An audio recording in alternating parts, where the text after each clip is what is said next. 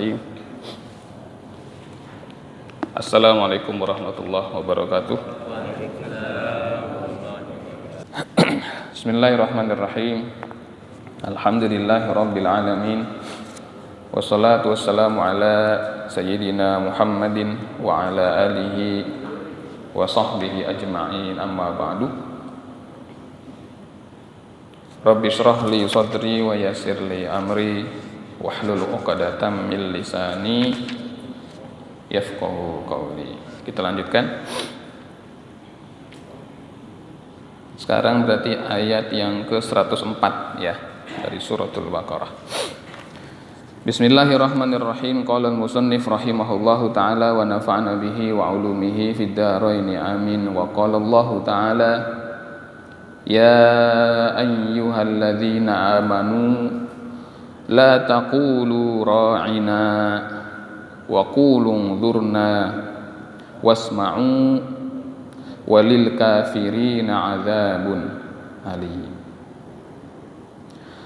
Ma yawaddu alladzina kafaru min ahlil kitabi walal musyrikina ay yunazzala 'alaikum min khairin mir rabbikum wallahu yakhtassu bi rahmatihi man yasha' wallahu dzul fadlil azim. Shadaqallahul azim wa shadaqa rasuluhun nabiyul habibul karim wa nahnu ala dzalika minasyahidin. Allah berfirman, ya ayyuhalladzina amanu, wahai orang-orang yang beriman, la taqulu, janganlah kamu mengucapkan ra'ina, janganlah kamu mengucapkan ra'ina yang artinya perhatikan kami. Ra'ina artinya perhatikan kami.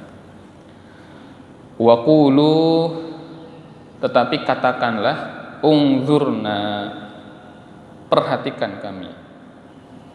Wasma'u, dan dengarkanlah. Walil kafirina azabun alim, dan bagi orang-orang kafir itu terdapat azab yang pedih. Ma yawaddul ladzina kafaru min ahlil kitabi walal musyrikin. Orang-orang yang kafir baik dari ahli kitab maupun orang-orang musyrik tidaklah menghendaki ayyunazzala 'alaikum min khairin mir rabbikum, bahwa diturunkan atas kalian kebaikan dari Tuhan kalian. Wallahu yakhtassu bi rahmatihi may yasha', dan Allah mengkhususkan rahmatnya kepada siapapun yang Dia kehendaki. Wallahu dzul fadlil azim, dan Allah lah yang memiliki keutamaan yang besar. Ya. Shadaqallahul adzim. Maha benar Allah dengan segala firman-Nya. Taib.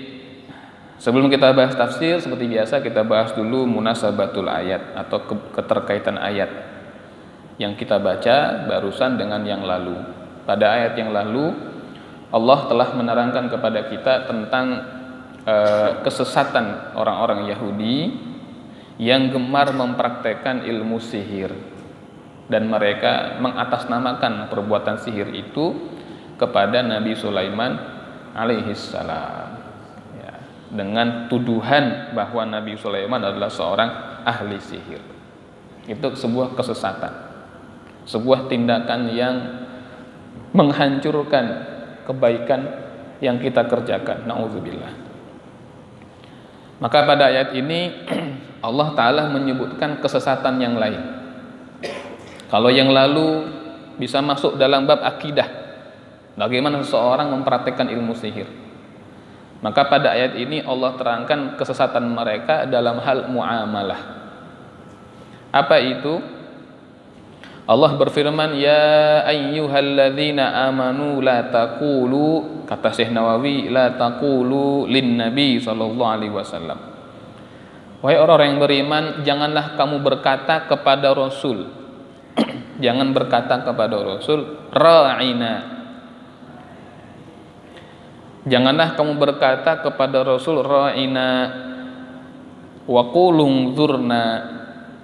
Jangan gunakan kata ra'ina, tapi gunakan kata unzurna. yang kalau kita terjemahkan sebetulnya agak-agak mirip. Karena ra'ina itu artinya perhatikan kami. Itulah kenapa ada kata ra'a yar'a yang artinya menggembala. Karena ketika mengembala kita harus memperhatikan gembalaan kita. Dalam sebuah hadis Nabi bersebut kullukum ra'in wa kullukum mas'ulun an ra'iyatihi. Setiap kamu adalah pengembala, dalam tanda kutip pemimpin, dan setiap kamu akan ditanyai tentang kepemimpinannya. Tapi asal katanya ra'a yar'a, mengembala. Orang Arab dulu biasa kalau meminta perhatian, ya, mereka mengatakan ra'ina. Ya. Maksudnya perhatian adalah satu, pendidikan. Yang kedua, nasihat. Yang ketiga, bimbingan. Itu biasa. Kalau sekarang kita yang sering mengucapkan kalimat ausini, ya kan? Ya Syekh, ausina. Wahai guru, tolong berikan kami nasihat. Tolong berikan kami wasiat. Nah, sebetulnya boleh pada masa itu menggunakan ra'ina, dan itu sudah biasa. Ya Rasulullah, sahabat itu mengatakan, kata Syekh Nawawi di sini, wa kanal muslimun yaquluna li Rasulillah sallallahu alaihi wasallam idza tala alaihim syai'an minal ilmi ra'ina ya Rasulullah. Kata Syekh Nawawi, dulu orang-orang Islam pada masa Rasul itu terbiasa ketika Rasulullah sallallahu alaihi wasallam membacakan sesuatu daripada Al-Qur'an atau menyampaikan ilmu, maka para sahabat mengatakan, ya Rasulullah ra'ina, wahai Rasul tolong perhatikan kami, ya, tolong pandang kami. Pandangan Rasul bisa mendatangkan rahmat dari Allah, ya, itu biasa. Sampai orang-orang Yahudi pada masa Nabi SAW juga menggunakan kata ra'inah. Ra'ina itu, ya, dia katakan kepada Nabi, tetapi mereka mempermainkan lidahnya. Nah, sehingga bukan ra'ina sebetulnya yang mereka katakan, tetapi ada yang mengatakan, mereka mengatakan ra'inah, ada yang mengatakan ra'unah, ya, yang artinya kurang lebih, mohon maaf agak kasar bahasanya, bodoh, ya, bodoh atau lemah akalnya. Nah, jadi orang-orang Islam mengatakan, ya Rasulullah ra'ina, wahai Rasulullah perhatikan kami. Orang Yahudi mengatakan, ya Muhammad ra'una atau ra'ina, mengesankan seolah-olah mereka mengatakan ra'ina, tetapi sebetulnya mereka sedang meledek Rasulullah sallallahu alaihi wasallam. Nah, maka supaya orang Islam ini tidak sama dengan orang Yahudi, ya, atau supaya orang Yahudi tidak memiliki jalan untuk menghinakan Rasulullah sallallahu alaihi wasallam, kata ra'ina itu dilarang oleh Allah, yang diperintahkan ungzurna. Oh, kalau ungzurna mau dibolak-balik kayak gimana lidahnya juga tetap nggak ngaruh gitu kan. Iya. Misalnya dia bilang ya Muhammad, bukan ungzurna, ungsurna, malah bagus artinya tolong kami gitu kan. Iya. Mau pakai apa lagi gitu kan. Nah, jadi Allah menjaga kehormatan Rasulullah sallallahu alaihi wasallam, dan Allah menjaga muamalah orang-orang Islam kepada nabinya. Wasma'u, dan dengarkanlah kata Allah Subhanahu wa taala, walil kafirina adzabun alim, dan bagi orang kafir itu terdapat azab yang pedih. Dari sini jamaah yang dirahmati Allah Subhanahu wa taala, kita bisa mengambil pelajaran bahwa memang rupanya sejak zaman Nabi SAW orang-orang Yahudi ini sudah terbiasa, ya, untuk melecehkan Rasulullah SAW. Dan tidak jarang pelecehan-pelecehan itu mereka ambil dengan cara memelintir hal-hal yang dikerjakan oleh orang Islam itu sendiri. Maka Allah melarang kita untuk satu menghina Rasulullah Shallallahu Alaihi Wasallam, atau kedua mengerjakan hal-hal yang berpotensi menghina Rasulullah Shallallahu Alaihi Wasallam. Kan sebetulnya kalau orang Islam mengatakan ra'ina, bukan ra'inah, bukan ra'unah, kan bukan menghina Rasul, ya kan? Karena makna ra'ina artinya perhatikan kami. Tetapi kalau orang Islam membiasakan ucapan itu yang tidak dimaksudkan menghina Rasul, dan perbuatan itu diikuti oleh orang-orang Yahudi atau dikendarai oleh mereka untuk menghina Rasul, maka oleh Allah dilarang. Nah, jadi bab menghina Rasul itu bukan sekedar menghina Bapak sekalian. Jangan menghina Rasulullah Shallallahu Alaihi Wasallam. Hindari perbuatan yang berpotensi menghina Rasulullah Shallallahu Alaihi Wasallam. Berpotensi aja dilarang. Ya, apalagi sampai betul menghina Rasul. Yang ketiga, dari ayat ini kita bisa ambil pelajaran bahwa Allah melarang orang Islam ini untuk mengucapkan ucapan-ucapan yang sama dengan orang-orang Yahudi. Itu kalau kita buka tafsir Ibnu Katsir lebih tegas lagi. Dikatakan oleh beliau, orang Islam ini jangan memakai pakaian khusus mereka. Orang Islam ini jangan mengerjakan perbuatan seperti mereka. Orang Islam ini jangan mengucapkan salamnya orang kafir. Ancamannya apa? Man tasyabbaha biqaumin fahuwa minhum. Barang siapa yang menyerupai suatu kaum, maka dia dianggap golongan kaum itu. Itu kata Imam Ibnu Katsir tuh. Bagian mana yang paling ngeri, Pak?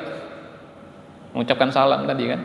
Jangan ucapkan salam seperti salamnya orang kafir. Wah, ini. Ya.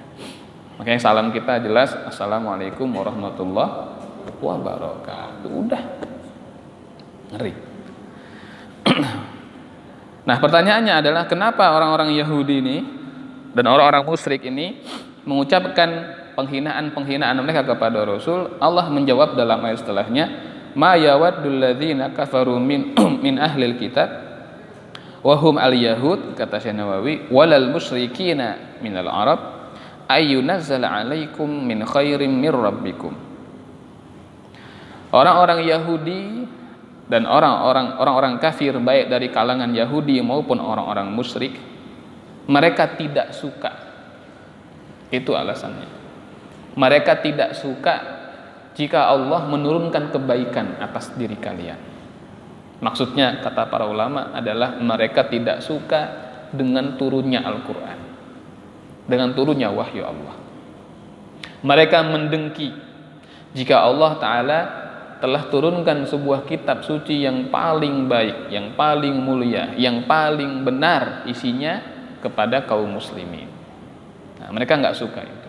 Yang mereka sukai adalah bahwa kebaikan itu hanya turun kepada diri dan kelompok mereka saja. Padahal Allah Subhanahu wa taala di sini mengatakan wallahu yahtassu bi rahmatihi may yasha. Allah mengkhususkan rahmatnya kepada siapapun yang Allah kehendaki. Nah, dari sini kita bisa ambil pelajarannya. Orang menjadi benci, orang menjadi iri, atau lebih buruk lagi, orang menjadi dengki kepada orang lain karena orang itu mendapat kebaikan, bukan karena dia mendapat keburukan. Kalau orang lain mendapat keburukan, saya rasa orang yang waras akalnya nggak akan iri ya. Pengen sakit kayak dia, ya kan, nggak ada yang kayak gitu, ya kan? Pengen susah kayak dia, nggak ada. Hanya kalau orang itu diberikan kebaikan. Nah, biasanya orang itu iri dengan apa? Ada ungkapan begini, al-insanu aduwun lima unzila ilaihi. Manusia itu menjadi musuh atas apa yang diturunkan kepada dirinya. Contoh, kalau orang yang kaya dengkinya sama siapa kira-kira? Orang miskin apa orang yang lebih kaya? Orang yang lebih kaya gitu kan? Ya, orang miskin dia nggak dengki, pamer. Ya. Tapi kalau yang lebih kaya, wah. Padahal dia diturunkan kepada dia nikmat berupa kekayaan. Namun dia menjadi musuh bagi nikmat itu. Kenapa? Dia memusuhi orang yang mendapat nikmat kaya yang lebih daripada dia. Orang dikasih ilmu, orang alim, dengkinya sama siapa? Orang alim atau orang jahil? Orang alim. Orang alim itu penyakitnya, satu, dia dengki sama orang alim, orang yang lebih alim dari dia dengki kalau nggak hati-hati. Atau kedua, dia dengki sama habaib, walaupun habaibnya nggak alim. Ya. Kenapa? Wah, kan dia bukan orang alim, ngapain dihormatin, begitu katanya. Karena orang-orang lebih menghormati habib yang tidak alim daripada dia, begitu. Biasanya begitu, Pak. Nah, jadi kalau nggak hati-hati, kita akan jatuh pada perkara itu. Orang-orang ahlul kitab, Yahudi dan Nasara, mereka selama ini sebelum datangnya Rasul membanggakan diri mereka. Kami ini punya kitab suci, nggak kayak kamu orang musyrik menyembah berhala. Kami punya nabi, kami punya Rasul, kami punya kitab samawi, kitab dari langit dalam tanda kutip. Nah, maka orang-orang yang begini nih, karena nggak bersih hatinya, dengki ketika ternyata ada yang diturunkan kitab yang lebih baik dan nabinya nabi yang terbaik. Nah, sama orang musyrik mereka nggak dengki. Itu alasannya. Kenapa mereka dengki? Karena mereka manusia ini biasanya mendengki pada apa yang mereka miliki. Jika hal itu dimiliki orang dan orang memilikinya lebih baik, lebih banyak daripada dia. Makanya orang-orang begini bagaimana obatnya? Dia harus ingat, wallahu yakhtassu bi rahmatihi may yasha. Itu obatnya. Allah berhak mengkhususkan rahmatnya itu kepada siapapun. Jadi kalau kita diberi harta, ada orang yang lebih banyak hartanya, kita katakan kepada diri kita, wallahu yakhtassu bi rahmatihi may yasha. Allah berhak mengkhususkan rahmatnya itu kepada siapapun. Terserah Allah. Kita dikasih ilmu sedikit, ketemu orang ya mungkin lebih muda umur dari kita tapi lebih tinggi ilmunya, jangan malah dengki. Ustadz ketemu ustadz, jangan saling mendengki. Harusnya kita senang. Kalau ada ustadz baru kita senang. Kenapa? Dengan adanya ustadz baru, adanya kawan baru, dia bisa menjangkau tempat orang yang kita nggak bisa masuk, bukan malah dijatuhkan, dibenci. Wah, ya kan? Ada pergerakan dakwah, kita bukan menghalangi. Kita nggak bisa dakwah, jangan menghalangi. Kita mestinya bersyukur, bukan mendengki. Terus begitu. Allah berhak untuk memberikan rahmatnya kepada siapapun daripada hamba-hamba Allah, bukan hanya kepada kita. Kenapa demikian? Wallahu dzul fadlil adzim. Karena Allah lah yang memiliki keutamaan yang besar. Nah, Bapak-bapak yang dirahmati Allah Subhanahu wa taala, dari kedua ayat ini kita mengambil pelajaran-pelajaran yang sangat berharga. Bagaimana dalam bermuamalah hendaknya orang Islam ini memperhatikan adabnya, terutama adabnya kepada Allah, adabnya kepada Rasulullah sallallahu alaihi wasallam. Ya, termasuk adab kepada Rasul adalah menyebutkan nama beliau dan mendoakan dengan sholawat. Ya, ketika disebut nama Rasulullah Muhammad sallallahu alaihi wasallam, kita bersolawat kepada Nabi, minimal mengucapkan sallallahu alaihi wasallam. Nah, siapa yang disebut nama Rasul, nama Nabi Muhammad sallallahu alaihi wasallam, tetapi dia tidak bersolawat, maka kata Nabi dia adalah orang yang bakhil, orang yang pelit. Pelit kepada siapa? Pelit kepada dirinya sendiri, bukan kepada Nabi. Wah, Nabi kan nggak perlu sholawat dia. Dia pelit kepada dirinya sendiri. Bukankah kalau dia bersolawat 1 kali Allah balas 10 kali? Masa dia nggak mau kepada diri sendiri nih? Nggak usah ngasih orang deh, ngasih diri sendiri. Masa nggak mau? Makanya kata Nabi, fahwal bakhilul khasir. Dia orang pelit, dia orang rugi. fahuwa, dia yang pelit kepada dirinya sendiri, dia yang rugi untuk dirinya sendiri. Rasul mah nggak rugi, karena sholawat dan salam itu seandainya manusia tidak ucapkan, Allah sudah bersolawat dan bersalam kepada Rasul, sudah meningkatkan derajatnya. Itu contoh ya, muamalah kepada Rasul termasuk adalah menyebutkan sholawat ketika disebut nama beliau, Rasulullah Muhammad sallallahu alaihi wasallam. Kemudian dalam muamalah kepada sama manusia, hindarilah sifat dengki, al-hasad. Nabi pernah menyebutkan, iyyakum wal hasad fa innal hasada ya'kulul hasanat kama ta'kulun narul hatab. Jauhilah oleh kamu sifat dengki, karena dengki itu dapat menghanguskan kebaikan-kebaikan kamu laksana api yang melahap kayu bakar. Jangan sampai dengki. Yang ketiga, berhati-hatilah terhadap orang yang dengki. Orang yang dengki itu bahaya nggak? Bisa kita dapat bahaya karena orang dengki? Bisa. Karena dengki itu bukan sekedar dia ingin nikmat yang sama.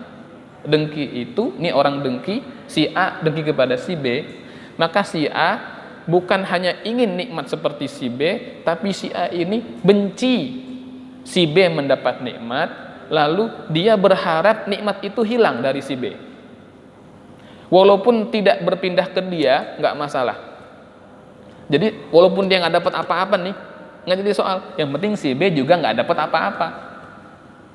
Kalau itu tidak bisa hilang dengan sendirinya, maka dia bisa hilangkan nikmat itu dengan segala cara. Nah, itu orang dengki. Mau fitnah, mau segala macam, dia akan lakukan. Makanya kita diajarkan dalam surah Al-Falaq itu di ujungnya, wa min syarri hasidin idza hasad. Wa min syarri, dan dari kejelekan hasidin, orang yang dengki. Nah, itu cukup sebetulnya kan?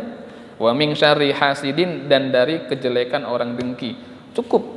Tapi Allah di situ mengatakan wa min syarri hasidin idza hasad. Idza, apabila hasad sudah mendengki. Tapi ingat, hasad itu kata kerja, fi'il. Yang artinya apa? Orang yang dengki itu berpotensi mewujudkan kedengkian di hatinya dalam bentuk perbuatan. Bukan cuma di hati. Kalau dia dengki cuma di hati, kita masih aman lah. Ya kan, cuma hati dia aja. Tapi ada potensi besar orang dengki itu mewujudkan dengkinya dalam bentuk pekerjaan. Itu kata kerja. Nah, kalau sudah dalam bentuk kata kerja, keburukannya luar biasa. Kenapa terjadi perang Ahzab, perang Khandaq? Karena kedengkian. Orang Yahudi ini berkomplot dengan orang-orang kafir. Jadi gara-gara dengki pecah perang. Nah, itu kedengkian yang sudah diwujudkan dalam bentuk kata kerja. Kalau masih di hati, masih aman.